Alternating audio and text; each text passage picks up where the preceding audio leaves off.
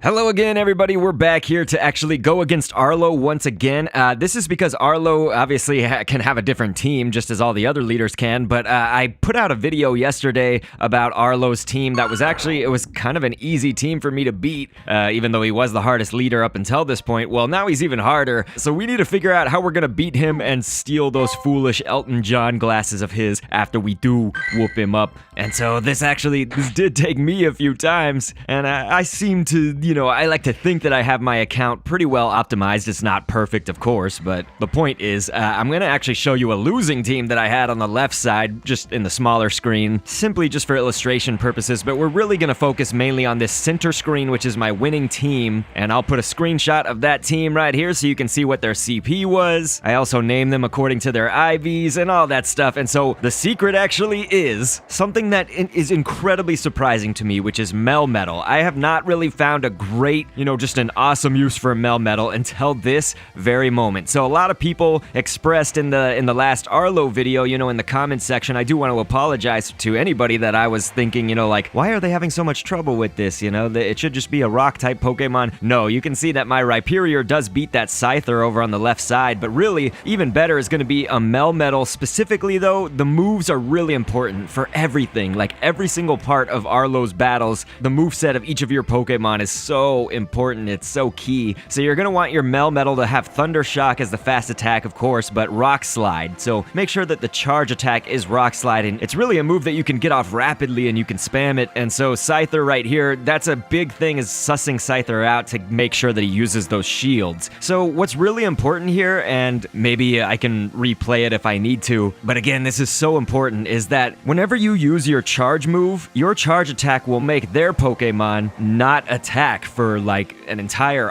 2 seconds, 3 seconds. It's like kind of a long time. And also the same goes for when they use their charge move against you and you use a shield. So here, maybe we can replay what I'm talking about. But the big thing is, of course, Scyther, is going to use those shields. So you really got to figure out, how am I going to get him to use those? Rock Slide is a move that can be used very, very quickly. And so basically, whenever they use a move against you and you shield it with your Melmetal, don't just immediately use your charge attack if you have it. Wait for them to get out of that 2 or 3 seconds where they're frozen like that, and then use your charge move, because that's going to take advantage of the time that they are just being still and not doing anything to you, and then you stopping their attack before it just gets out of control again, because Scyther hits, really fast, really hard, all that. So as far as the second Pokemon goes, this Arlo threw out Gyarados, and to me this is like got to be one of the hardest combinations, because he also has Scizor after that. And so in my opinion, I think Dragonite was the better choice to go up against Gyarados right there. Gyarados does have Outrage as its attack, so that's not good for our Dragonite, but the main thing about it was that it was using Waterfall, and Waterfall does so much damage to you that if you were to use Mamoswine, I've seen some people recommending Mamoswine as the second Pokemon.